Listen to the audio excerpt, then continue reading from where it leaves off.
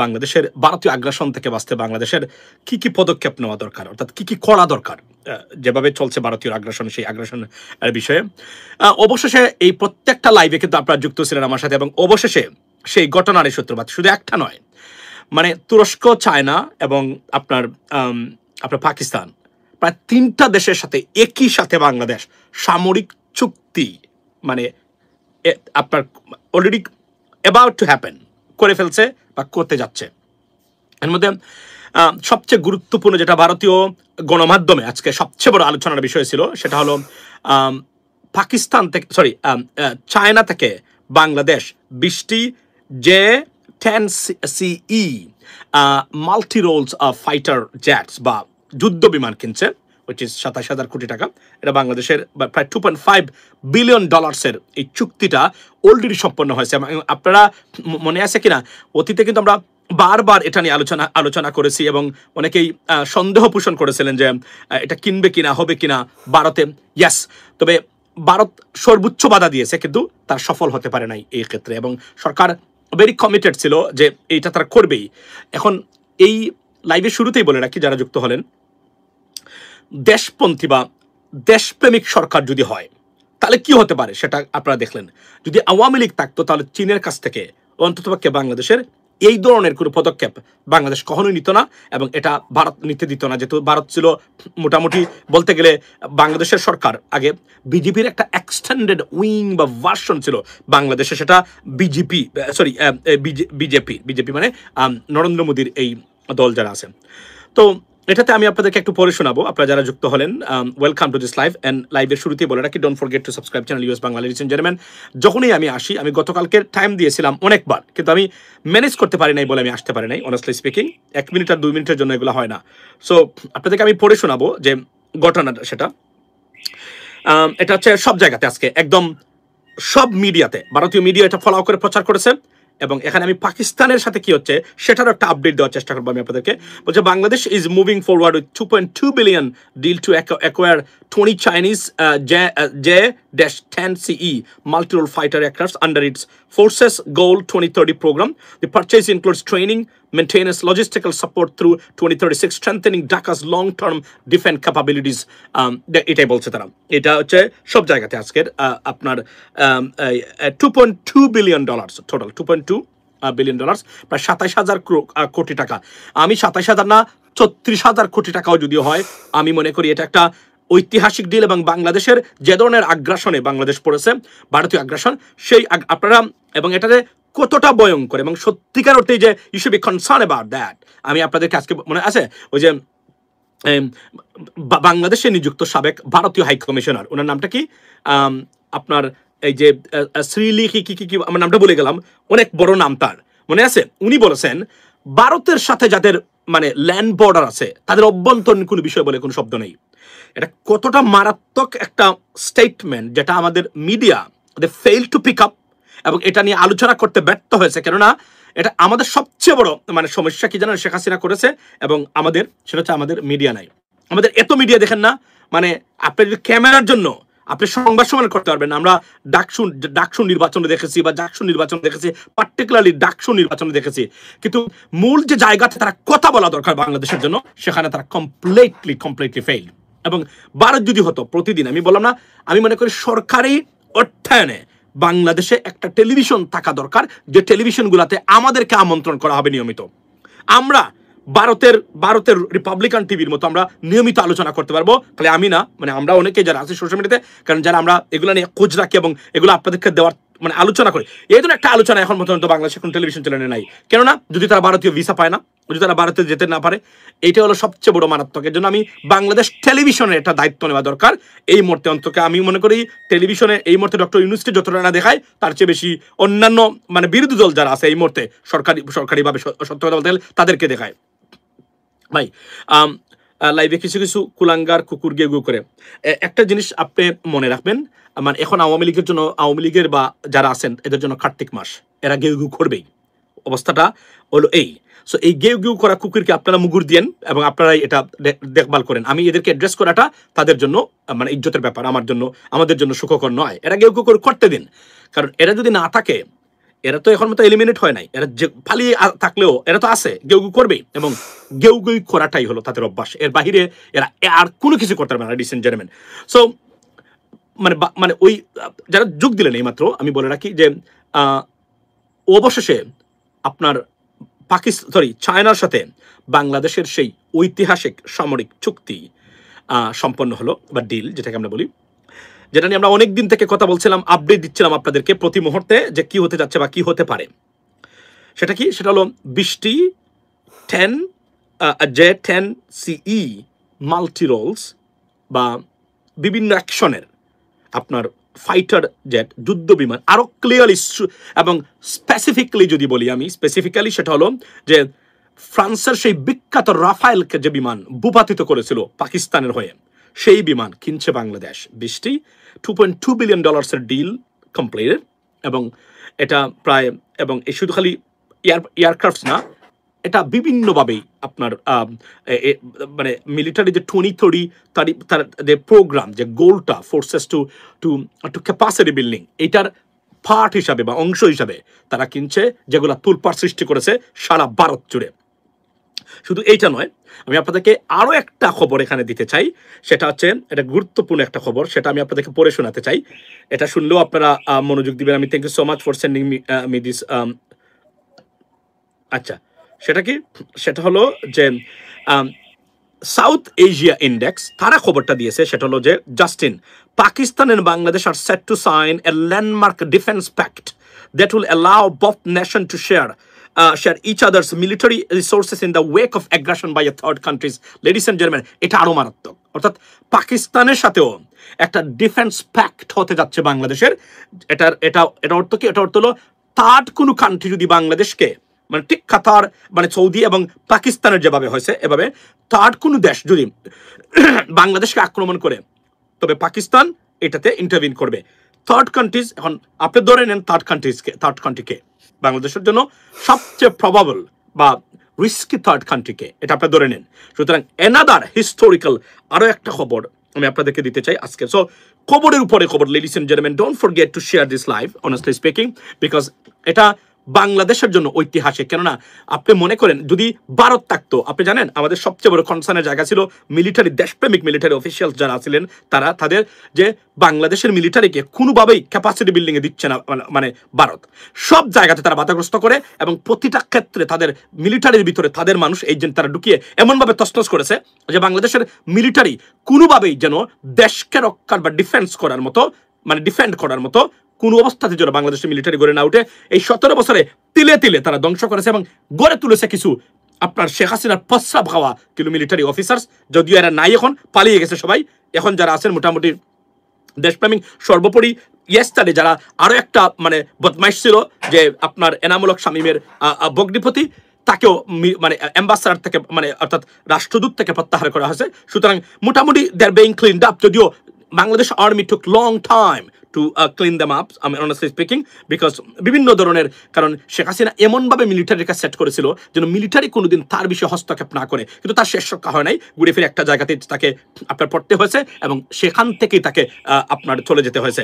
So সবচেয়ে গুরুত্বপূর্ণ জিনিস হলো বাংলাদেশের জন্য, সেটা হচ্ছে যে এবং তুরস্কের সাথে ডিলটা any time would be revealed or আমি যদি বলি যে আনভেইল, কেননা তুরস্কের সাথে যেটা, এটা আরো মারাত্মক, এটা এক ধরনের জায়গা থেকে উঠে আসছে। অর্থাৎ $500 মিলিয়ন যে চুক্তি, যেটা মানে টার্কির সাথে হবে, সেটা হবে বাংলাদেশে তারা কারখানা, অস্ত্রের বা ড্রোন কারখানা স্থাপন করবে, যেটা অত্যাধুনিক স্টেট অফ দ্য আর্ট আপনার ইকুইপমেন্টস, মিলিটারি ইকুইপমেন্টস যেগুলো তুরস্ক প্রডিউস করে থাকে, সেটার কোম্পানি, কারখানা বা ফ্যাক্টরি তারা স্থাপন করবে in Bangladesh. So this is another devastating situation. So আমি মনে করি অনেস্টলি স্পিকিং, আপনার যারা দেশপ্রেমিক আছে, এই সরকারের সবচেয়ে বড় সাফল্য এই সরকারের, ইয়াস অনেক ব্যর্থতা আমরা দেখতে পাচ্ছি, আমরা কথা বলি এগুলো নিয়ে, এটা কেন হলো না, এটা কেন হলো না, you can do it, but constructive criticism always you need to do it, but do not try to destroy them, because মনে রাখবেন at 600 million defense pack from Turkey, or 600 million, okay, আমি 500 million দেখেছিলাম, thank you so much for correcting me. So $600 million এর চুক্তি, প্রায় more than $1 billion এর চুক্তি, it's going to go up to $1 billion undoubtedly, I can tell you that, ladies and gentlemen. So it is a beginning, right? So এটা স্থাপন হচ্ছে, অর্থাৎ আমরা যা ভাবছিলাম এখন যুক্তরাষ্ট্রের কাছ থেকে বা আমেরিকার কাছ থেকে আপনার আমি মনে করি পরবর্তী ধাপ যেগুলো নেওয়া দরকার, United States of America, like our government, they should have more deals with the United States because it is strategically very important for Bangladesh. So, and then what? Then তারা কখনোই যুক্তরাষ্ট্রকে ইনফ্লুয়েন্স করতে পারবে না এটা বিরুদ্ধে কথা বলার জন্য। সো এই যে keeping balance like Pakistan right now for example, চীনের সাথে মানে unconditional relationship, at the same time Pakistan is in a better off in any, I mean, in any compared to any other countries in Southeast Asia, not only Southeast Asia, in the world right now. They have a very good relationship with the United States government, particularly President Trump, and then they have, I mean, they're maintaining their, I mean, like ironclad relationship with China.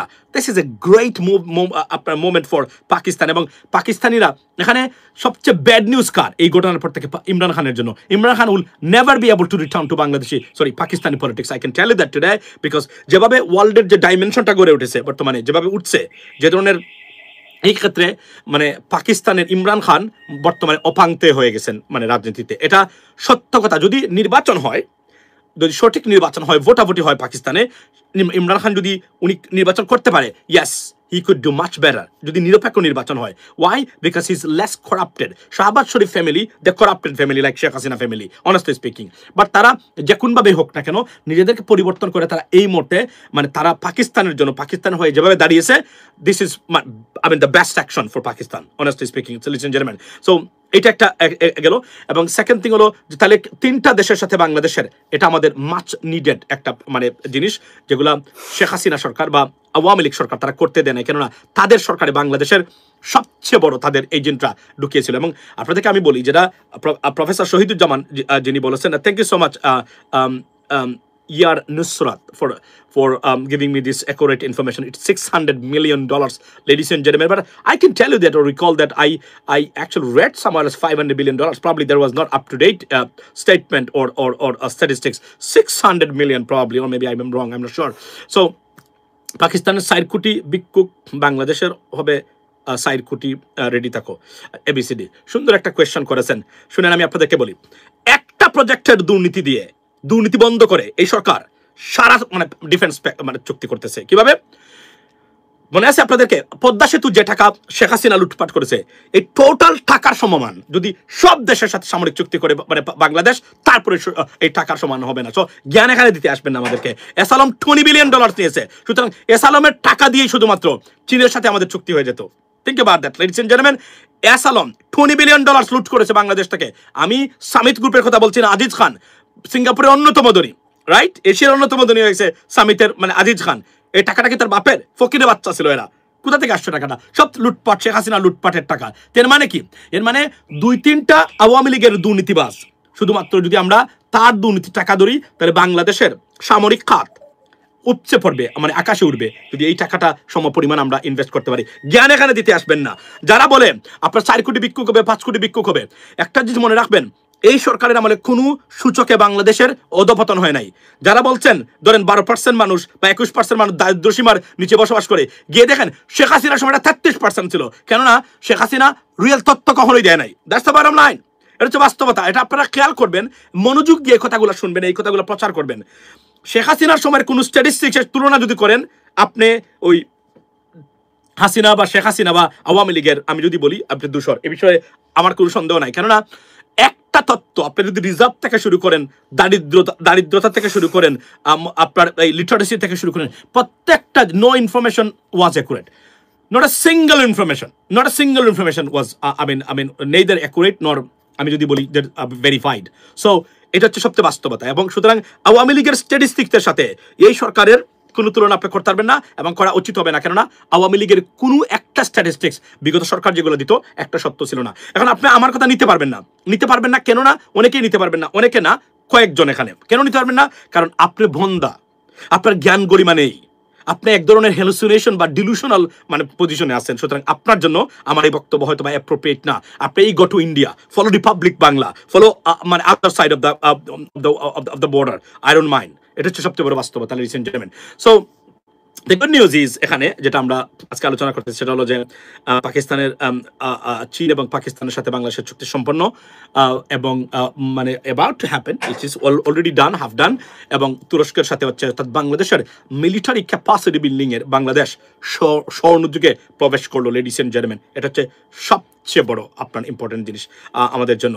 আচ্ছা, America থেকে F-16 যুদ্ধ বিমান কেনা উচিত।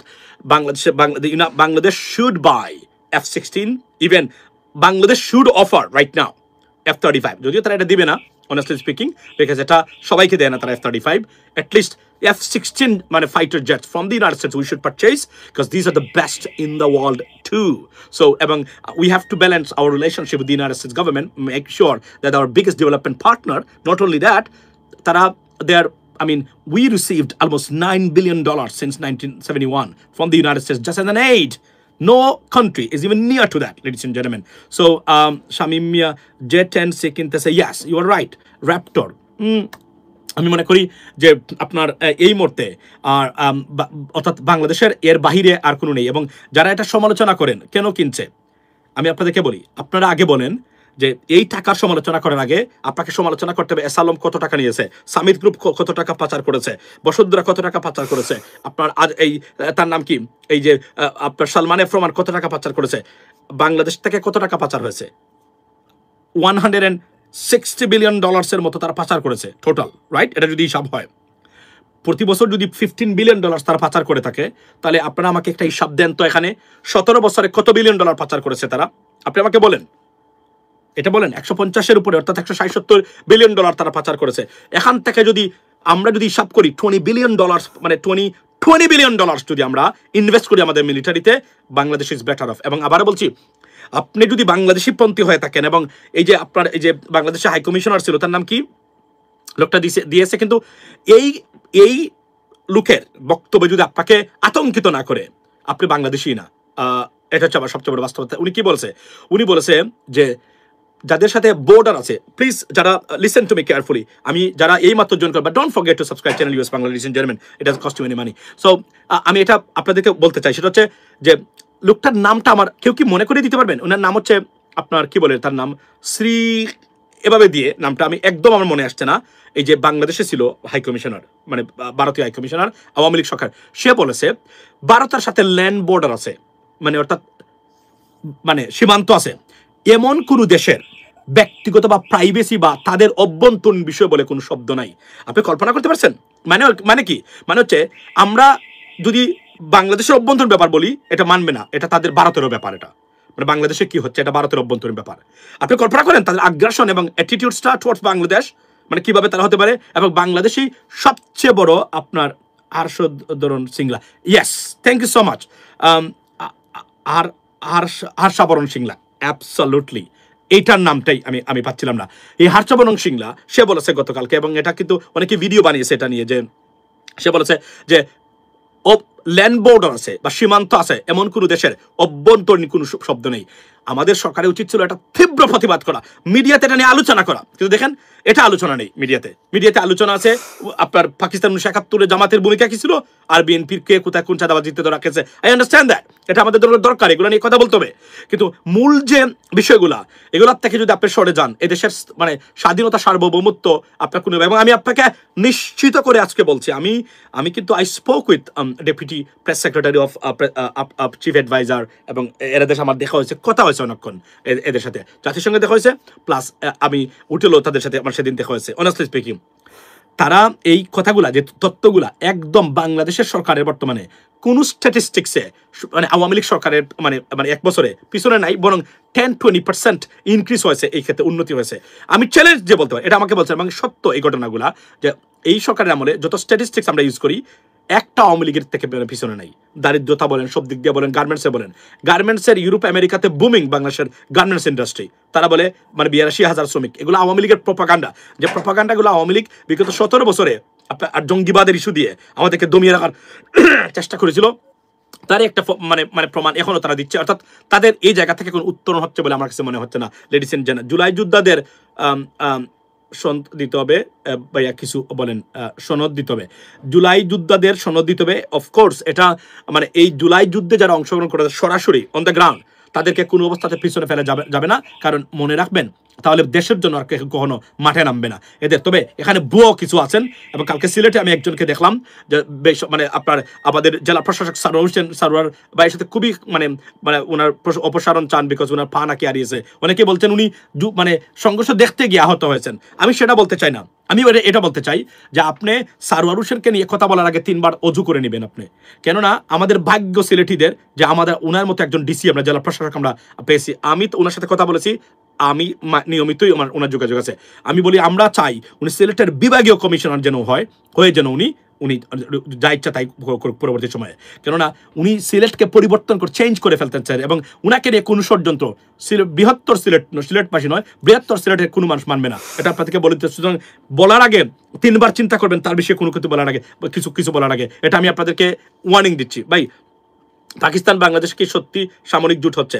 Yes it is, there is a defence pact, যেটা সৌদির মতো, যেভাবে সৌদি আরবের সাথে যেটা পাকিস্তান হয়েছে, ঠিক একই স্টাইলে আমি মনে করি যে তুরস্ক এবং পাকিস্তানের সাথে বাংলাদেশের করা উচিত বলে আমি মনে করি।